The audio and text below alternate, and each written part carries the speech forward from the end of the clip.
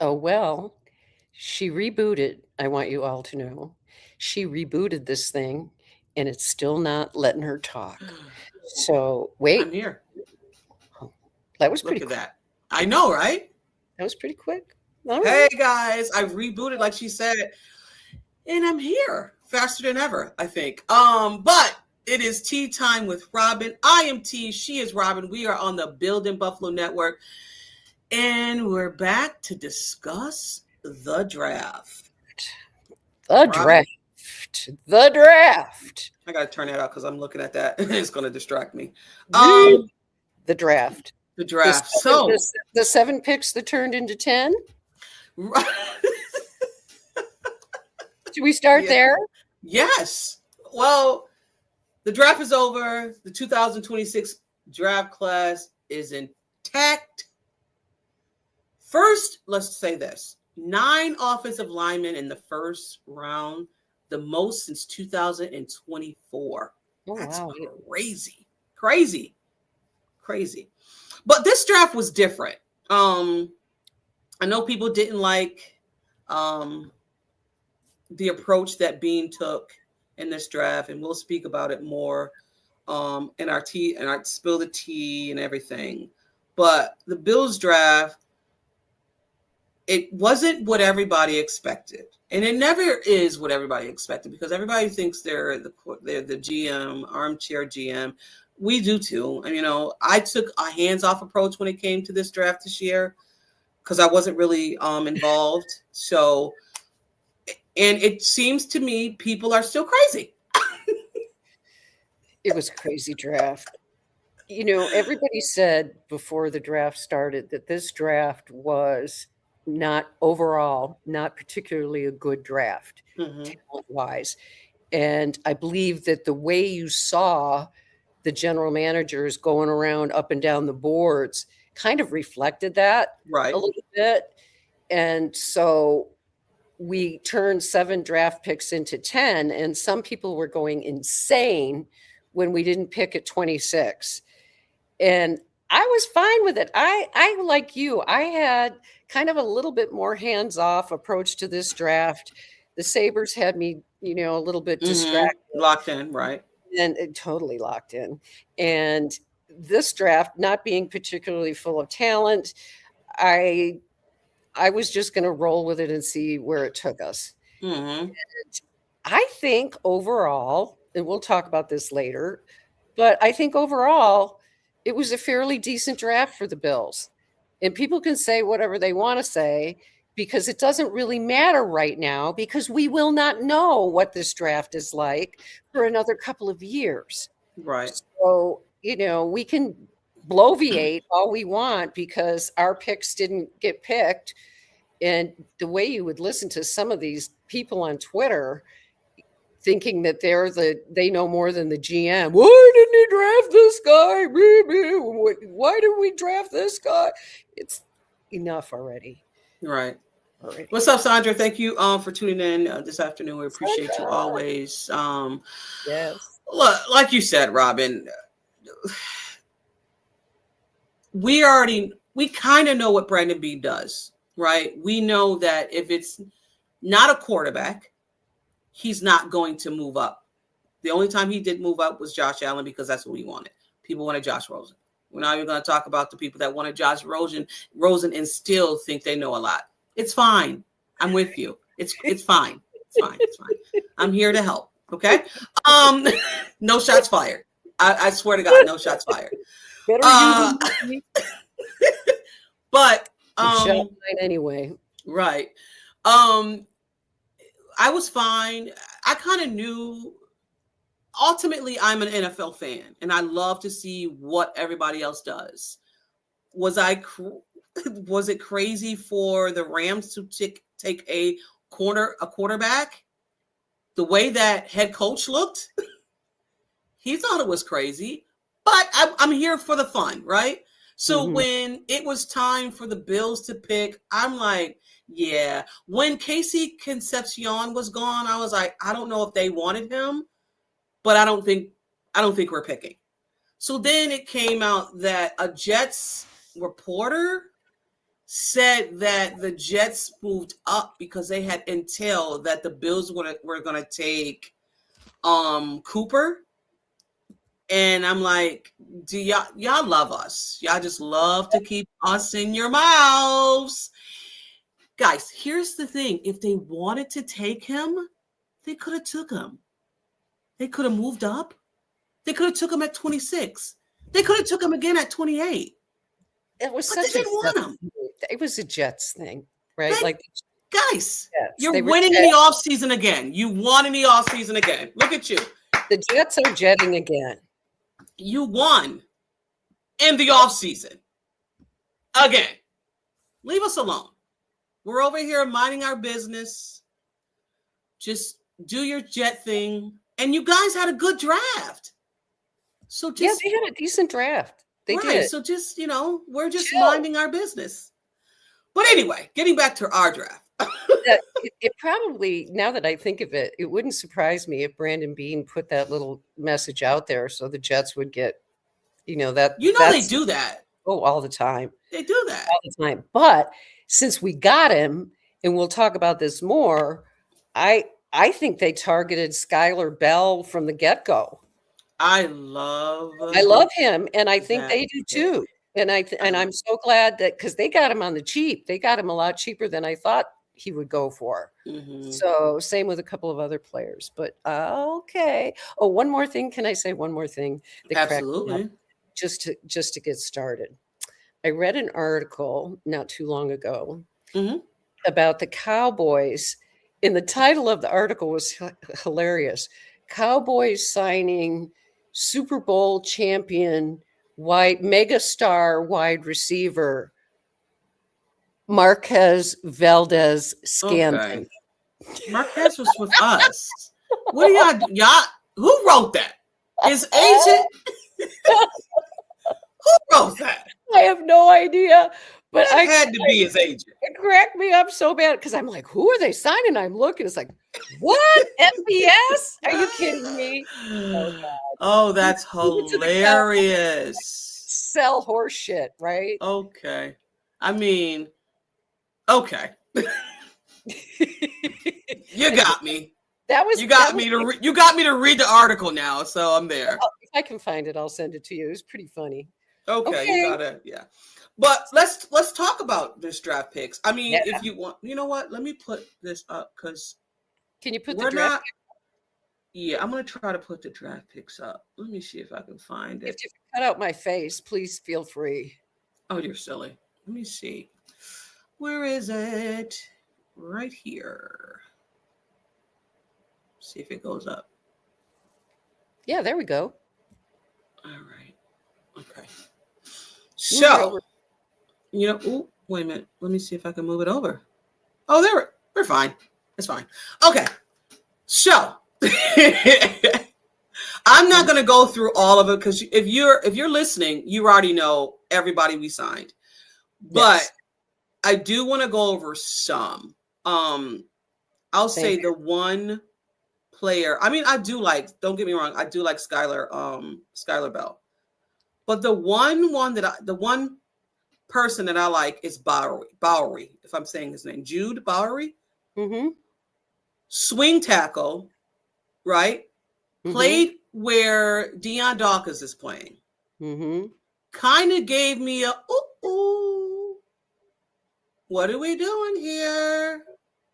Not mad at it though, because I love the fact because before we waited too long to replace Micah Hyde, excuse me, and Jordan Poyer. We waited too long to get those replacements. I don't think they want to do that anymore. So why not go and get someone? Not saying need a swing tackle anyway, and this guy can right. play guard. Exactly. I do like that pick. I do. I also do like the TJ Parker pick as well. Yeah, that was an interesting one for me. I didn't really know very much about him. Mm-hmm. And I thought to myself, everybody was talking about bend and all that sort of thing, but they have a very specific kind of body type that they have in mind for this type of defense, apparently. And I think TJ Parker is going to fit very well into a scheme that is going to look very different than any other defensive scheme that we've seen in the last 10 years. Mhm. I will say that my favorite pick, and they got him a lot cheaper than I thought he would go a lot sooner, and I was like, "Oh, somebody's gonna get him." I love Jalen Kilgore, Oh yeah, that's the one too. the safety. Yes, I I love think that one. he's gonna end up being paired with Bishop, and they could be a tandem of the future, Hmm. and Hmm. I'm really looking forward to seeing what he can do as well. And then, of course, we mentioned it before, Skylar Bell. Yeah. He, I think, is going to fit like Shakir fit. Yeah, I don't expect anything from him this year. I mean, whatever you get from him will be extra, right? Sure, I sure. don't expect anything, but also too, where they got him, I was really shocked. I'm like, I was talking to Thomas, who listens to the pod, and I'm on the second day. I think it's the second day they got him, right? Yeah. Yeah, the second day they got him. And I'm going back and forth with him. I'm saying, if we get a wide receiver, I'm like, Skylar Thomas is still out there? Or Skylar Bell is still out there?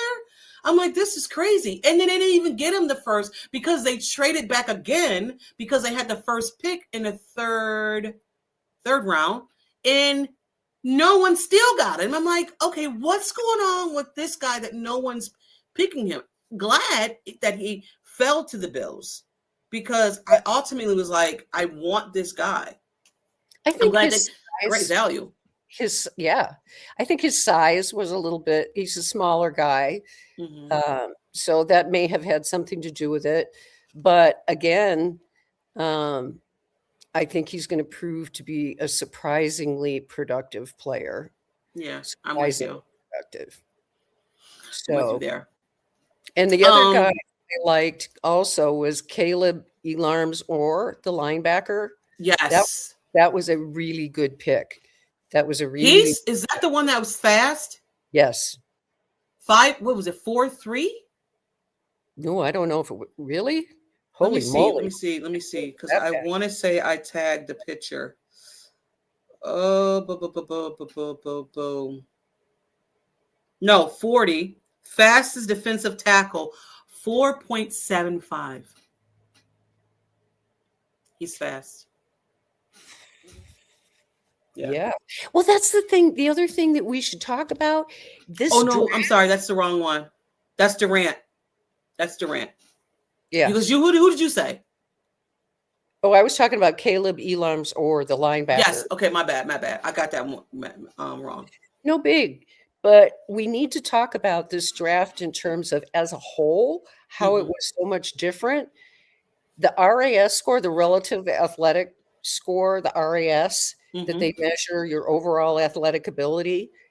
This draft was different than probably any draft we've had in God knows how long, because if you go down the draft picks, every single one of them was highly athletic in their Yes. RAS score.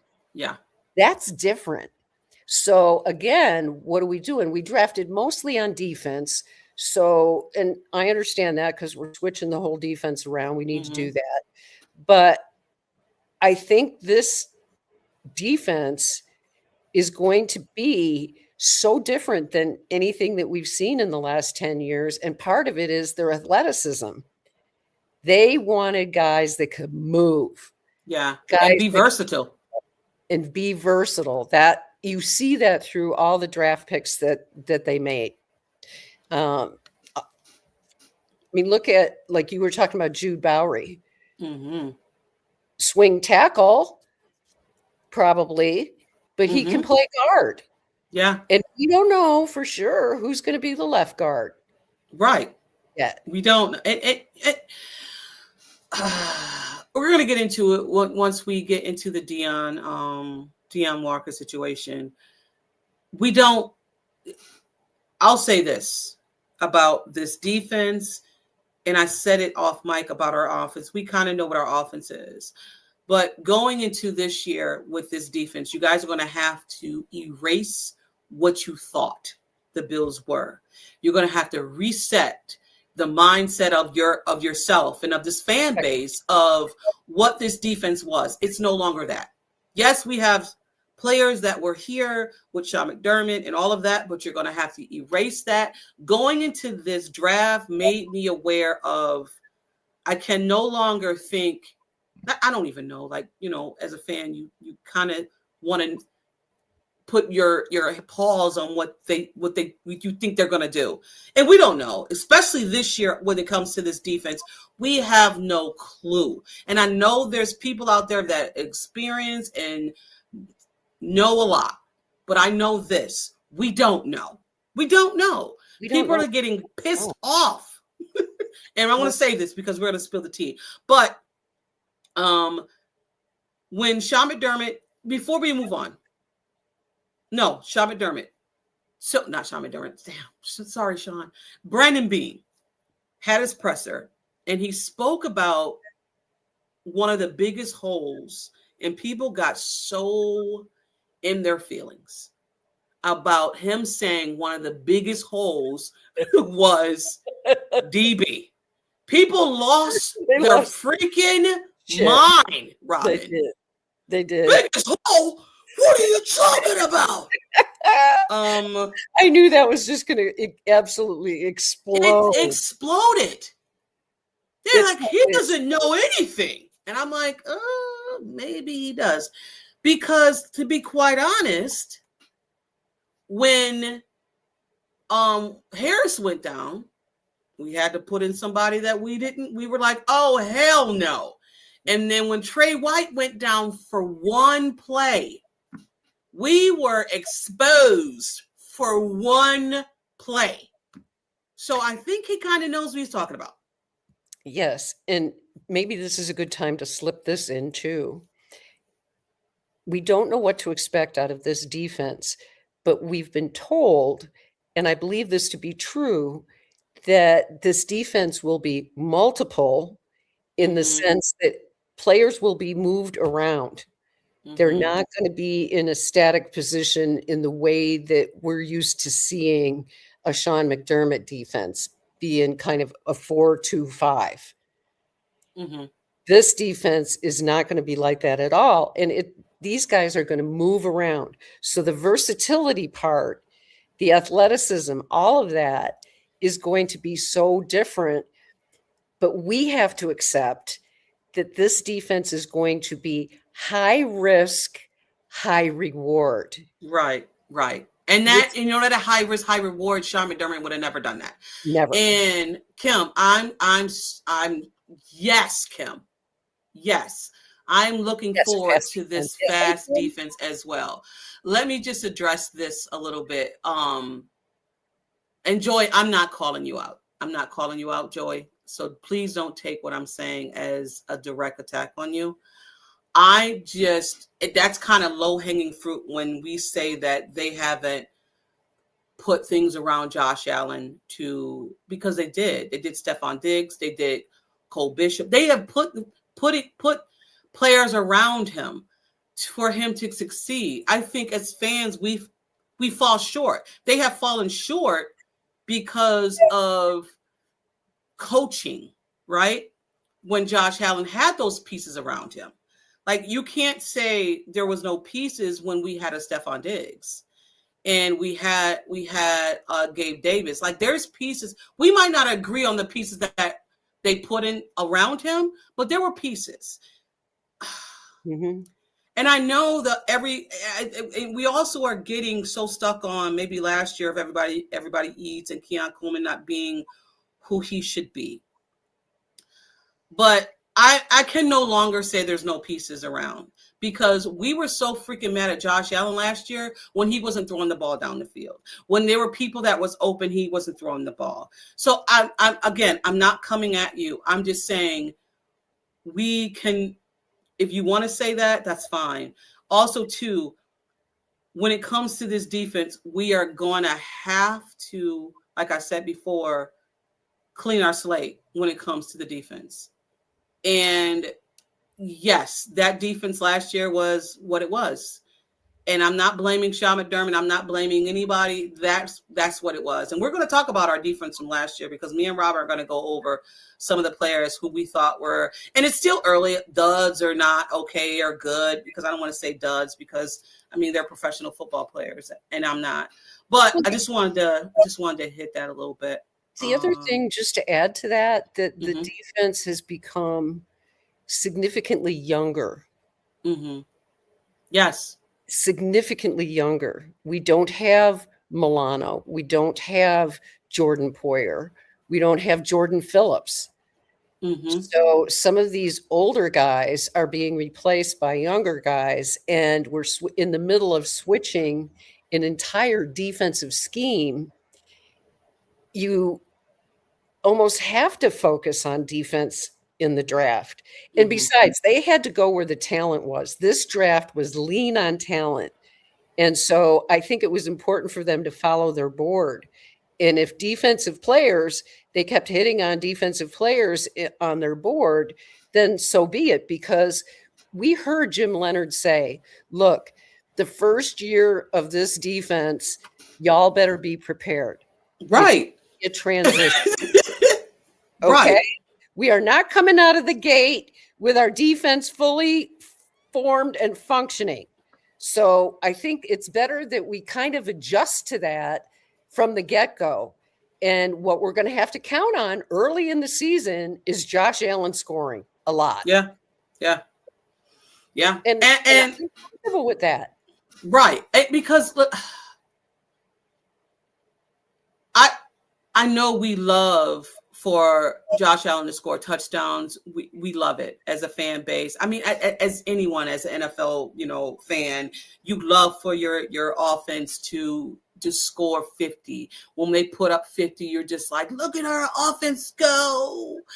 But that other team is scoring, like that one game we were going back and forth. It's like, but our defense also was not doing the best. You know what I mean? So I want to balance a kind of balanced team.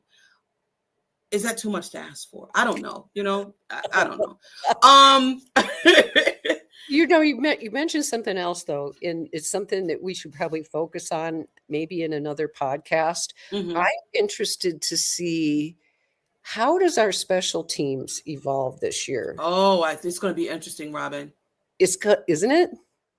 Yeah, because but it's going to be very interesting to see what happens to our special teams. Because Skylar Bell is not a special teamer. No, which makes me think maybe we keep McCole Hardman. Right. It's going to be interesting to see this wide receiver room, who is going to be 4 or 5, because 4 or 5 will have to play special teams. And like I said, Skylar Bell is not a special teamer. Even though I think he played hockey, but he's not a special teamer. See the hockey? Yeah, he was the one that was a hockey fan that played till he was 15. Yeah, interesting. Mm-hmm. Because maybe he might be at one of these. Get him to beat the drum. Yeah, there you go. Although I read this morning that the Sabres are, 0 for when the Bills attend. Okay, then let's not do it. Yeah. It's okay if you guys stay home. Blame Josh Allen when they lost. It's crazy. It's insane. But we're going to talk about the Sabres after this a little bit. But let's get into our spill the tea, because I think it's time for Robyn to spill some tea. For me, come on, just spill that. Come on, just spill that. Spill that tea for me. Spill no dirty tea. Yeah, tell me everything. Come on, just spill that.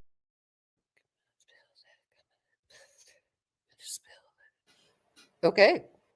Yes, it's working. I don't want to jinx it, but it's time to spill the tea, right? This is when we get our rocks off. We spill some tea. We kind of not upset. We just want to put you in your place a little bit. We want to rant. So Robyn's going to spill the tea, and I'm going to piggyback on that. Go ahead, Robyn. Okay.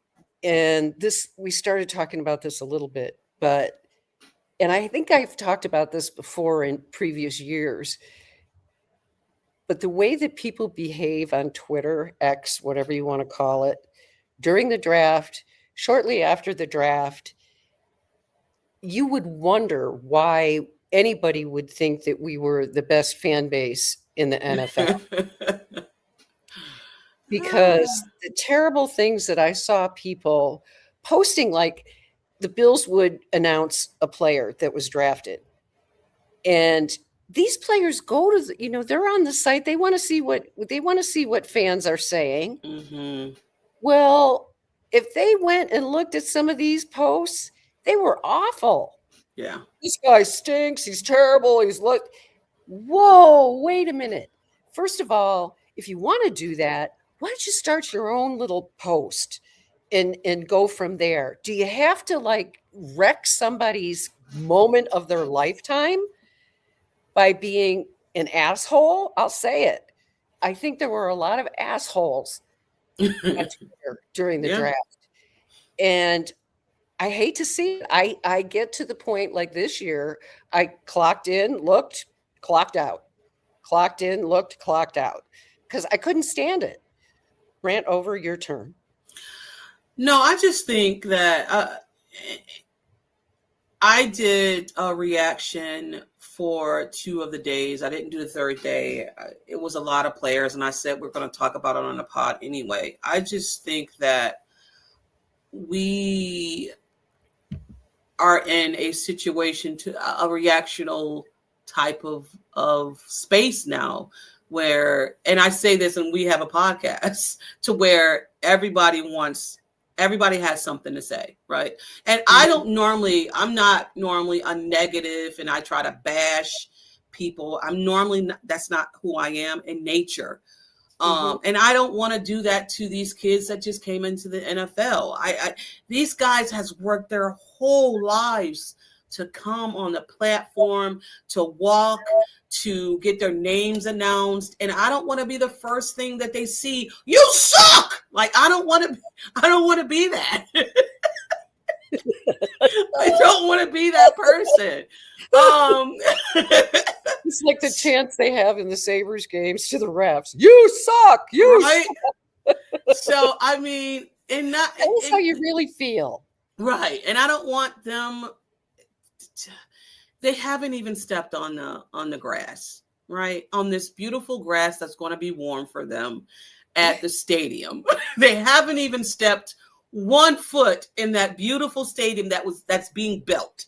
So I'll just save it. And I'm not probably going to save it for later. I just don't want to do it. I don't want to do it. And I'm not a GM and I don't want to play one. It's a rough job for Brandon Beane. Has he done a good job? I don't know. I want to say he has, but there are picks out there like the Kyer Elam pick to where we scratch our head like, damn, I thought he was going to be good. He fooled us, right? But there's that, I don't know who was here for that one. Dane Jackson, that who is it? Levi Wallace, where they played ideal in the Bills defense, but when they went somewhere else, they looked like shit. Mm-hmm. When Jordan Poyer, the Micah Hydes, the freaking Deion Walker, like who would have known, take a chance on a Deion Walker to where he was maybe the best defensive guy on the team last year. So it's a shot in hell sometimes when you pick these players. You look at him in college, you're like, oh shit, he's going to fit well in this defense. He comes to the NFL and he's not that great. Landon Jackson. We don't know what that's going to look like. And if he fits in this scheme, So I would definitely wait. But moving on to Deion Walker, as we were speaking about, in Brandon Beane's pressure, I tell you, Brandon Beane's getting it. He's just getting it. He's getting it, goddammit. So in his presser, he said, if we were to trot out right now, and we're not trotting out, guys, but if we were, Deion Walker would be starting at nose for us. And it took another turn. Nose? Deion? What do you mean? We need to draft a freaking nose tackle. Brandon Beane, who doesn't know anything because we know everything. But here's the thing that we probably need to take a step back and say, maybe, just maybe, they don't want Dion as a nose tackle. If he's trotting it out today, he would be it. But taking a step back and saying what this defense looks like and what it's going to look like, it may not even be what we're saying. Exactly. So we might have to hold off just a little bit because, thank you, Joey, he lost 30 pounds. So we don't know what's going on. What's your take, Robyn? Well, yes, it goes right to what we talked about before, that we have to not think about these positions in the way that we did before in terms of being static. Like the nose tackle is a 2-gap, blah, blah, blah. That's not what this defense is going to be. If I understand it correctly, and that's probably partly what Brandon Beane may have been alluding to, is that we have a defense that is going to be multiple. It's going to be interchangeable. It's going to be fast. A traditional nose tackle, 2-gap nose tackle, does not fit what they're probably going to be doing.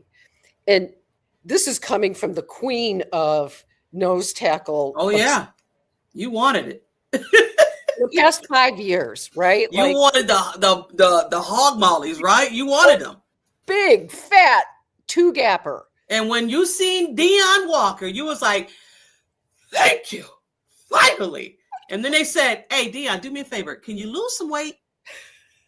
But I actually think that he is sort of a hybrid in terms of he's fast. Yeah. He's got, a good first step. He's really quick. Mm-hmm. So I think he's going to fit in this defense just fine. And if we don't have a prototypical nose tackle, I'll get over it. Yeah. And listen, when this drops, they might have signed a nose tackle. We don't know. But as of right now, like today, Thursday, at whatever clock, wherever you're watching this, we don't have one signed. So we'll deal with it. Jim Leonard. We haven't really done anything. We drafted one linebacker. Our linebacker situation, is Terrell Bernard going to really fit this defense? I don't know. That's where is Dorian Williams going to fit this defense? I think so. Right. But I don't know. Right. And so, yeah, it's all up in the air. And the thing that we have to learn to do that we don't do well as a fan base is be patient. No. With you want it all now. Right. This is a microwave society, and we want it now. And I get it because I have microwave kids who want everything now. Everything needs to be popcorn ready. And I'm telling them I was not raised in a microwave society. I wasn't raised in that generation. And I do have patience. Do I want to see it? Yeah, absolutely. Do I have patience for it? Absolutely, because I don't know. We don't know. Just don't know. And for me, that's the exciting piece. Yes, Jim Leonard should be excited about Jim Leonard. He's never been a defensive coordinator. So you tell me, how are teams going to prepare for the Buffalo Bills defense? Mm-hmm. They're not going to know what's going to hit them. Oh gosh, this question, Joey, are you reading my notes over here, Joey? The defensive because I want to ask this question to Robyn because I'm seeing nose, gash. But I have a question, and I would love for someone to answer this. I said in my notes, I would love to know the number of games the Bills has lost because they could not stop the run. How many number of games have we lost? And I know one for sure.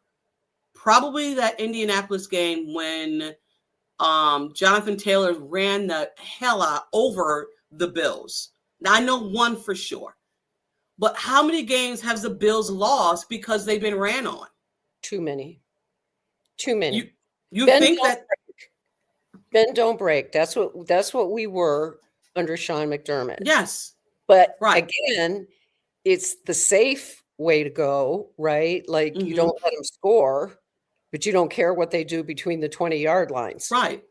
And I don't know. This defense, I think, isn't going to be set in any way. It's going to look so different from game to game. Mm-hmm. And that's the other thing I want to bring up real quick. On drafting corners, and why did we draft IGB?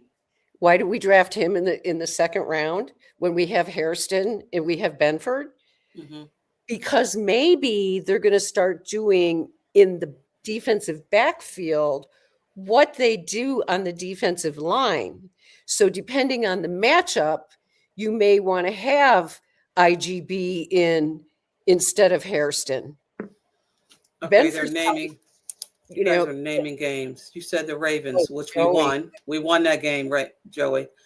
The Texans. I wouldn't say that Texans game we lost for that. We lost because our freaking quarterback couldn't get rid of the ball and our O-line got freaking smacked around. I'll give you the Atlanta game, kind of. The Miami game, I'll give you that Miami game.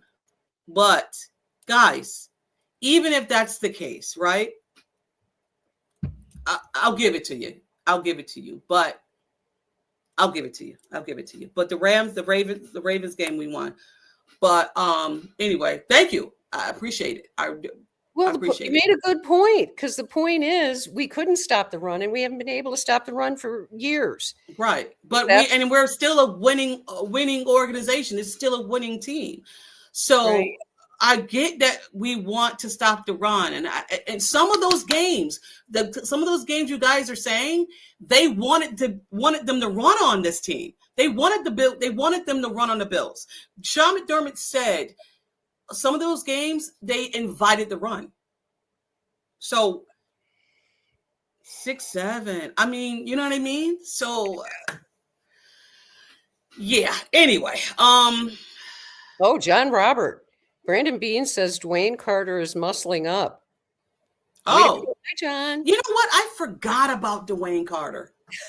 I'm not gonna lie. I forgot, and maybe he fits this 3-4. He might. So let me go back to the draft. So where we're all having our hair pulled out, they're changing the defense. Dwayne Carter, Landon Jackson, Michael Hoyt, other players on this team, to where they signed. People are saying they signed backups, right? IGB. What's the name? IGB. He wants to be called IGB. The reason why certain things happen because our cornerbacks. Now we have depth pieces, because let's be quite honest, injuries affected this team so freaking much, to where you had to go to your third and fourth cornerback, to where you're like, okay, please hold up. Mix and match them too. Yes. So your third corner is going to play a lot. Is going to play. Yes. Yes, please. Yeah. Can we just put a sock in it and wait and see what this defense looks like? And it's going to be high risk, high reward. So we all better be ready to suck it up. It's not going to look like our defense did in the past. Yeah. Yeah. Yeah, not at all. What else did I want? So let's do this. I think this is it. What I wanted to do. So 2026 draft just happened. Last year, 2025 draft picks. Let's go and do the yes, maybes, or no's, or developments. Because I don't give grades right now, because you can't grade. When people grade a draft and they said that I seen that the Bills had a draft, and I'm just like, okay, how are you basing that on? Value? I'll tell you in 2 years. Right. So we are a year removed from the draft from last year. All right. IGB, thank you. He played nickel too. Thank you, John. So Maxwell Harrison. We'll say a yes for that. TJ Sanders. Undetermined. Maybe, yeah. Landon Jackson was injury. Project. Oh my God. Yes. Project. No idea what he's going to do. If he's going to, he could be packaged in a trade. I mean, I don't know what they're going to do with him. I didn't understand that pick when they picked it, Robyn. It was different.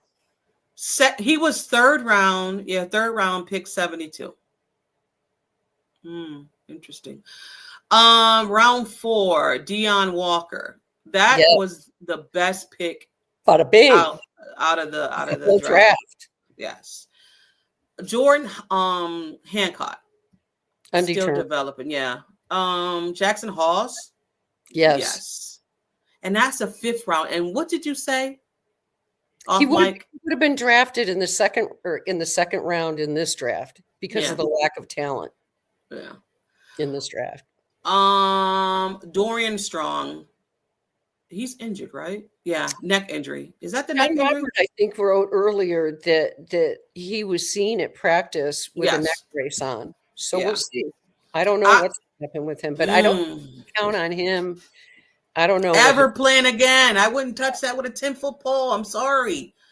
Yeah. And I know football is your life, but neck injury? Micah Hyde. Do I need to say more?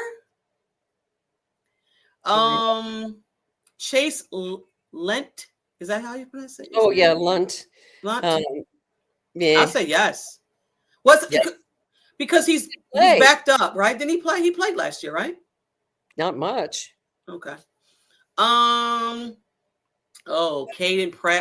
Prater. No. So I say 4 out of 9. We're good. And they say over time, if you have a bigger sample, if you get a 50% hit in your draft, that's considered good. Mm-hmm. And we said yes on Harrison, Walker, Halls, and then I said Lent, whatever his name, Chase Lent. I said yes on him. And then, but also too, TJ Sanders, when he first came in, he was doing well. He faded and then he got injured. So I'll give him I gave him a maybe. I'm interested to see how he will fit in the new defense.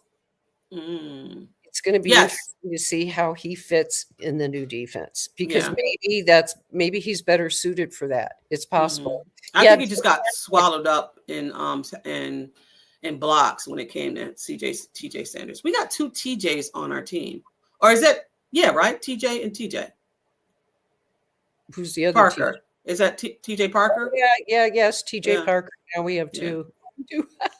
That's crazy. Jordan Hancock had shoulder surgery. Okay, so hopefully that will help his situation. And I don't know because they used him as a multiple piece last year, exactly where he fits in this defense. Is he a safety? Is he a nickel corner? What's he going to be? So that's going to be an interesting thing for us to look at too, in terms of where he fits in this new defense, in the new defense. And before we get out of here, we're going to talk about the Sabres too. But before we get out of here, I read an article on, it was Go Long, and talking about our defense and how it was said around the league that offenses view the defense of the Buffalo Bills as elementary in modern standards. So for all of us who are not in agreement of changing this defense from what it was 2 or 3, 4 to more of a fast defense of more of a shifting, people view the defense of last year as elementary. So the word bothers me, elementary, because it doesn't reflect the facts, because the facts are, it may be, I would rather use, let me put it this way, I would rather use the word outdated than elementary. And you know what people were saying when they used that word. You know what that is. Well, we also know that Ty Dunn's relationship with Sean McDermott has always been, he views Sean McDermott through a negative lens. Mm-hmm. Yeah, but And but we okay. can. That's Yeah, his thing. yeah. I don't care what he thinks, but I'm going to question saying it's elementary when in fact it's outdated, not elementary, But because we knew that though. but people that came in to our defense in the past knew and understood that Sean McDermott's defense. Oh, how many times do we hear it takes a while to learn Sean Right. McDermott's defense? Mm-hmm. Well, that means it's not elementary, you Right. dork. Right. It's maybe outdated. It's just another shot at Sean McDermott. That's it. It's another shot at a guy who's not here. It's another shot at a guy who can't defend himself because he's not on the Bills anymore. So I mean, give it a rest. I get it, but it is what it is. Yes, we have, and we didn't even go over the invites because I mean, there's. Oh, yeah. I haven't even really looked closely at all the. I mean, John Fina's son was invited to rookie minicamp. Yeah, Bruno. Who is exciting for him? Who has the best name for an offensive lineman ever? Bruno. Yeah. Bruno Fina. Yeah. I mean, excited for him for sure. Yes. And we also had a UB guy as well, right? Red Murdoch actually went to the Broncos. I don't know.